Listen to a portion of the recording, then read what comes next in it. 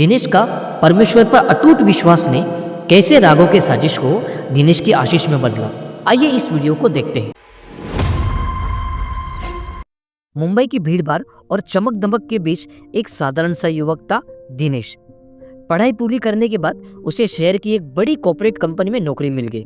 Office की राजनीति, पैसा और चमकदार जीवन शैली के बीच में दिनेश अलग था।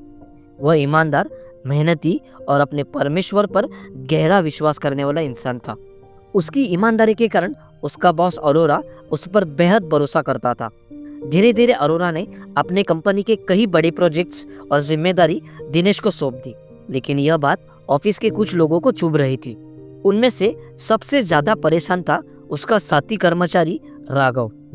राघव अक्सर मन ही मन कहता था, जब तक दिनेश यहाँ है मुझे प्रमोशन मिलना नामुमकिन है। बॉस तो हर काम उसी को देता है। यह आदमी ना खुशामद करता है ना गलती करता है। मुझे कोई चाल चलनी ही पड़ेगी। उसने बार बार दिनेश के काम में खोटी निकालने की कोशिश की, लेकिन हर बार वह असफल रहता। राघव मन ही मन सोचता कि यह तो हर चीज नियम से करता है, कहीं से पकड़ में नहीं आ रहा है। लेकिन इसकी एक आदत है, रोज प्रार्थना करना। यह उसकी कमजोरी है। राघव सीधे कंपनी के मालिक अरोरा के पास गया और चापलूसी करते हुए बोला, सर, आप हमारे कंपनी के लिए भगवान जैसे हो। आपके बिना तो कोई फैसला ही नहीं होता। क्यों ना एक नियम बनाया जाए कि अगले 30 दिनों तक कोई भी कर्मचारी किसी और से सलाह या प्रार्थना नहीं करेगा, सिर्फ आपका आदेश मानेगा। इससे आपकी प्रतिष्ठा और भी बढ़ेगी। अरोरा को यह बात अच्छी लगी। उसने तुरंत आदेश जारी कर दिया। अगले 30 दिनों तक कोई भी कर्मचारी किसी भी धार्मिक प्रथा या प्रार्थना का पालन नहीं करेगा। अगर किसी ने नियम तोड़ा तो उसकी नौकरी तुरंत समाप्त कर दी जाएगी। पूरा ऑफिस सहम गया। लेकिन दिनेश ने मन ही मन सोचा, मैं अपने परमेश्वर से प्रार्थना करना कैसे छोड़ दूं? यह तो मेरे जीवन की ताकत है। दिनेश ने रोज की तरह प्रार्थना करना नहीं छोड़ा। ऑफिस में भी वह अपने कैबिन का दरवाजा बंद करके शांति से प्रार्थना करता। राघव इसी मौके का इंतजार कर रहा था। उसने दिनेश को रंगे हाथ पकड़ लिया और सबूत लेकर अरोरा के पास पहुंच गया। सर, देखिए, आपके आदेश के बावजूद दिनेश अपने परमेश्वर से प्रार्थना कर रहा है। आपने ही कहा था ना, नियम तोड़ने वाले को नौकरी से निकाल दिया जाएगा।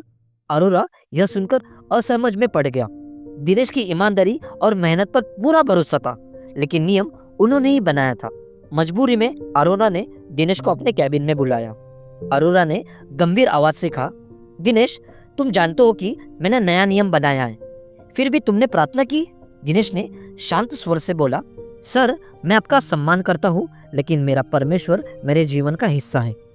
मैं उसे छोड़ नहीं सकता। अगर इसके कारण मुझे नौकरी से निकलना पड़े तो भी मैं अपने विश्वास से नहीं पीछे हटूंगा। अरोरा ने गहरी सांस ली।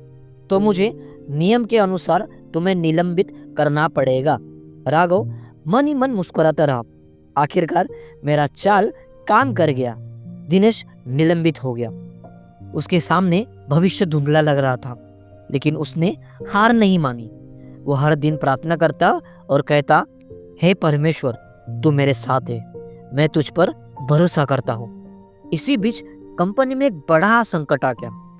करोड़ों रुपए का प्रोजेक्ट फंस गया था। पूरी टीम परेशान थी। राघव भी समाधान नहीं ढूंढ पाया। अरोरा चिंतित होकर सोचने लगा, इस प्रोजेक्ट को सबसे अच्छे से दिनेश ही समझता है, लेकिन मैंने तो उसे निकाल दिया। आखिरकार उन्होंने दिनेश को बुलवाया।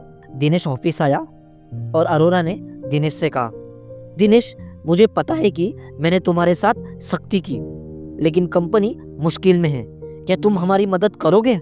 दिनेश ने हल्की मुस्कान के साथ कहा, सर, यह कंपनी भी तो परमेश्वर का दिया हुआ अवसर है, मैं क्यों पीछे हटूंगा। उसने पूरी मेहनत से काम किया, रात दिन जाग कर प्रोजेक्ट को संभाल लिया और कंपनी को बड़े नुकसान से बचा लिया। अगले दिन पूरे ऑफिस में अरोरा ने घोषणा की, कल मैंने आंखों से देखा कि कौन सच्चा है। दिनेश ने बिना किसी लालच के हमारी कंपनी को बचाया। मैंने गलती की थी कि जो उसे मैंने निलंबित किया। आज से यह नियम रद्द किया जाता है और दिनेश अब हमारी कंपनी का सीनियर मैनेजर होगा। पूरा ऑफिस तालियों से गूंज उठा। राघव का चेहरा उतर गया। उसकी चालाकी उस पर ही भारी पड़ गई। दिनेश ने आसमान की ओर देखा और मन ही मन कहा, धन्यवाद प्रभु, तूने मुझे शेरों के गड्ढे से निकाला। तू आज भी अपने बच्चों को बचाता है। कहानी अगर अच्छी लगी तो इस वीडियो को ज़रूर लाइक करना और चैनल को ज़रूर सब्सक्राइब करें।